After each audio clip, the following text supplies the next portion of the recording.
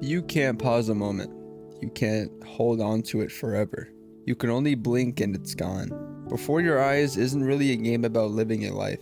It's a game about losing one.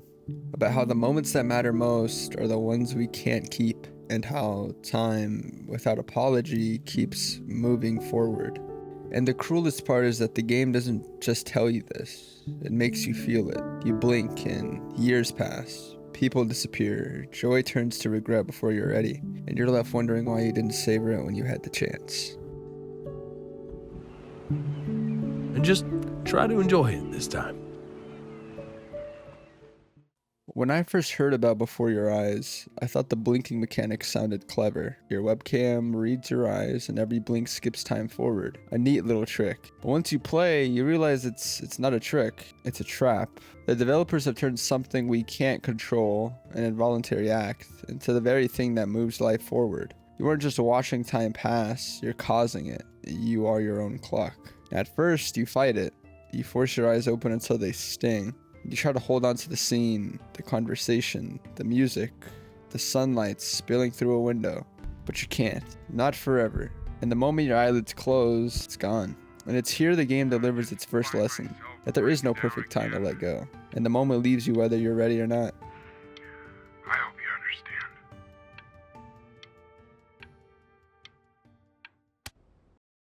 The game doesn't just show you every second of the protagonist's life. It can't. Instead, you get fragments, flashes of what mattered most. A mother's smile at the dinner table, a nervous breath before touching piano keys, a friend's voice calling your name. And like real memories, they aren't in perfect order. They skip, they fade. Some dissolve before you've even processed them, and others stay longer than you expect, until you almost believe you can keep them, but you can't. The spaces between the moments, the gaps, are just as important. They remind you of everything you didn't get to see, the things that slipped away while you weren't looking. And the game never fills those gaps for you, because in life, they never are.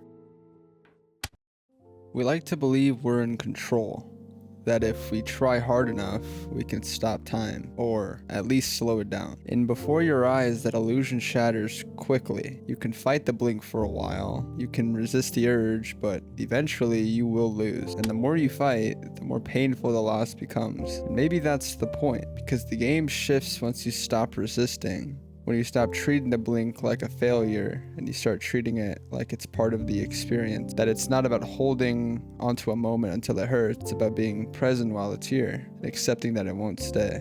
Probably solving the problems of the universe. You got sick. You howled at the moon, at the top of your lungs.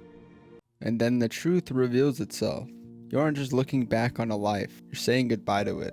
The moments you've been living aren't just memories, they're the last remnants of someone you're about to lose. Every blink has been leading you here, every scene, every joy, every heartbreak, all steps toward the final moment. And in that final act, the blink changes meaning. It's not a thief anymore, it's a gentle release. You stop fighting, let it happen, because there's nothing left to do but accept that this is how life ends. Not with everything neatly resolved, but with the knowledge that you were there and that it mattered.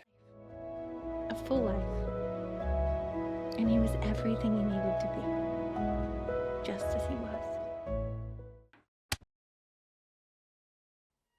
When the truth finally hits, the hardest part isn't just watching Benjamin's life slip away. It's realizing you're the one who let it slip. Not because you wanted to, and not because you didn't care, but because you had no choice. The game doesn't ask if you're ready. It doesn't give you time to prepare. It just takes. Suddenly, you're left with this ache in your chest. The kind that comes from knowing you couldn't hold on, even when you wanted to. That ache is familiar, isn't it? Because in real life, we lose people the same way. Not in a dramatic ending, not with a neat conclusion, but with a blink.